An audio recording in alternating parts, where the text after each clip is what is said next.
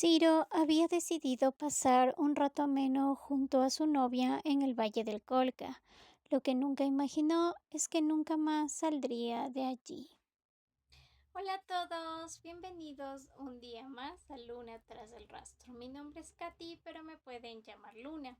El día de hoy vamos a hablar sobre un caso que ocurrió en Perú. Vamos a hablar sobre Ciro Castillo. Ciro Castillo nació en Lima, Perú, el 16 de mayo del año de 1984. Nació en el seno de una familia conformado por su hermana, su hermano y además sus padres. La señora Rosario García y el doctor Ciro Castillo. Su infancia transcurrió sin contratiempos. Terminó sus estudios de primaria y secundaria y cuando iba a cursar la universidad decidió estudiar la carrera de Ingeniería Forestal en la Universidad Agraria de La Molina.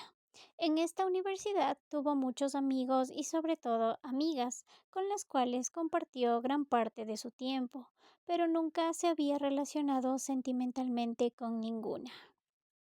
Hasta que el último año de su carrera conoció a Rosario Ponce López, quien era menor para él con 2 años. Empezaron una amistad que con el pasar del tiempo se transformó en una relación amorosa. Hasta que un día, para salir de la rutina, decidieron organizar un viaje juntos hacia la ciudad de Arequipa, Valle del Colca. Fue así como el 1 de abril del año 2011 empezaron su travesía, partiendo desde el poblado de Chivay. El día 4 de abril del mismo año fueron vistos por última vez en el poblado del Madrigal. En este día es precisamente cuando son declarados como desaparecidos. Al ver que las horas y los días pasaban y no se recibían noticia de los jóvenes, el 6 de abril empezaron las labores de búsqueda, formándose brigadas de rescate, además de helicópteros. El día 13 de abril encuentran a Rosario en una quebrada cercana al Nevado Bomboya e inmediatamente es trasladada al hospital. Lamentablemente de Ciro no se tenía ninguna noticia. Al ser interrogada, Rosario contó que la meta de ambos era llegar a Tapay, un pueblo turístico ubicado en las montañas, en el cañón del Colca. Habían estado caminando basándose en un críptico turístico hasta que llegaron a una zona en donde se dieron cuenta que no era el mismo paisaje que se mostraba en el mismo. De tal manera que ambos tomaron la decisión de seguir su propio camino y salirse del sendero por el cual estaban transitando. Hasta que siguieron caminando y se dieron cuenta que ya se habían perdido. Ya no podían encontrar el camino de regreso. Ahí es donde deciden separarse. Ciro va a pedir ayuda mientras Rosario promete esperarlo en el mismo lugar, pero pasaron las horas y jamás regresó. ¿Por qué no fuiste detrás de él? O sea, no, él se fue y tú, es decir, no trataste de seguir el camino en busca de Como él. te explico, yo estaba con un problema ya perdiendo sangre, no solamente producto de la menstruación, sino vaginalmente, y yo estaba débil, y Ciro sabía mi condición, y por eso me quedé descansando, porque él sabía cómo podía, y yo ya estaba temblando, no, me mareaba, no podía seguir caminando. Ahora, ¿por qué? Las labores de búsqueda para encontrar al joven continuaron por varios días, hasta que el 18 de mayo del año 2011 encontraron un gorro y un impermeable que pertenecía a Ciro. La búsqueda continuó por varios meses hasta que el día 16 de octubre del año 2011 el cuerpo de Ciro fue hallado cerca a un acantilado del Nevado Bomboya. Se realizaron labores para el rescate del cuerpo. E inmediatamente el padre de Ciro decide poner una denuncia en contra de la última persona que vio con vida a su hijo, su novia Rosario Ponce. El padre de Ciro cuenta que lo había hecho porque presuntamente Rosario era muy fría y no mostraba sentimiento alguno cuando concedía entrevistas en los medios locales. Es más, incluso en una entrevista, Rosario cuenta en medio de risas todo lo acontecido. También el padre de Ciro dijo que no le cree absolutamente nada a Rosario, que seguramente ella tenía mucho que esconder y sabía mucho más de la cuenta. Él no tiene la culpa de eso. Él sufrió un accidente en la montaña. Y eso fue, creo que, terrible. Eso fue muy terrible, ¿no? Al final se cayó. Se cayó. ¿No es cierto? Que hay gente que no te cree, que esto tiene que ver, como hemos visto en la nota, en tu sonrisa, a veces que la gente dice, ¿de qué se ríe esta chica? Dios mío, si estamos en una cosa tan grave, ella se ríe, ¿no? ¿O por qué se toma fotos? Es decir, como que tu reacción no corresponde al drama, y eso de alguna manera me imagino que enerva a la familia de Ciro, ¿no? Mi sonrisa siempre ha sido característica por parte de nervios o porque estoy ansiosa. En verdad es algo que tengo desde niña. Es así como el caso de Ciro toma fuerza en la fiscalía y se abre una carpeta de investigación acerca del caso.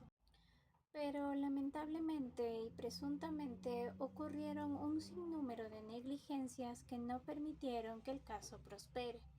Primero, que la zona en donde fue encontrado el cuerpo era una zona de difícil acceso. Por este motivo, el personal de criminalística no pudo tomar muestras o buscar evidencias en el caso. Además, el día en que fue rescatada Rosario se observaron manchas de sangre en el piso y la vegetación. Sin embargo, los agentes policiales no procedieron a tomar muestras y corroborar si esas manchas eran de Ciro. En sus declaraciones, Rosario cuenta que la última llamada que realizó desde su celular fue el día 4 de abril, pero según el informe telefónico de Movistar, Rosario había hecho su última llamada el día 5 de abril, mostrando claras contradicciones. Además que cuando se da el rescate de Ciro en la escena había la presencia de un encendedor, un gorro y 3 guantes. Estos elementos fueron puestos en cadena de custodia para las respectivas investigaciones. Pero al momento de interrogar a Rosario, ella cuenta que solo había existido 2 guantes y que se turnaban para usarlos. Esto hizo pensar a la fiscalía y familiares que quizá ella había estado presente el momento en el que Ciro falleció y que presuntamente había una tercera persona aquel día con ellos. Además, que en la cámara de Rosario se encontraron fotos que según la fiscalía parecería que alguien más las había tomado. Mas, sin embargo, Rosario siempre ha mantenido la versión de que estaban solos. También se realizó una prueba psicológica y un análisis psiquiátrico a Rosario, en donde los resultados muestran que presuntamente tenía una personalidad agresiva, compulsiva y mitómana. Sin embargo, estos elementos no fueron tomados en cuenta. Según los médicos, su personalidad es inmadura, con rasgos inestables e histriónicos. Agregan además con actitud seductora. Detalles que explicarían que pese a la presión pública, Rosario disfrutaría la atención mediática, que siempre recibe con una amplia sonrisa. Es así como luego de 2 años de investigación y pese a todas las pericias realizadas, no se logró probar que se trataba de un homicidio. Además, la fiscalía supone que todo se debe a un accidente, que Ciro había caído al precipicio debido a un resbalón que le originó la pérdida del equilibrio.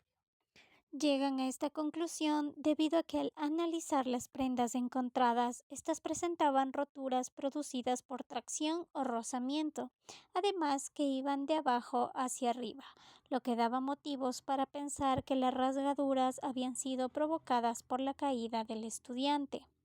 Y encima del cuerpo también se había encontrado vegetación y piedras. Y es así como en septiembre del año 2013 la Fiscalía archivó de manera definitiva la denuncia puesta por la familia de Ciro en contra de Rosario.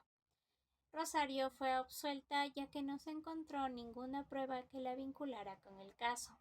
2 años después contrajo matrimonio y siguió con su vida normal. Además, se realizó una serie de televisión llamada Ciro, el ángel del Colca, que cuenta con 40 capítulos para recordar y honrar su memoria.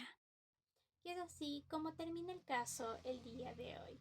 Sin más que decirles, abrazos de luna y nos vemos en un próximo caso. Adiós.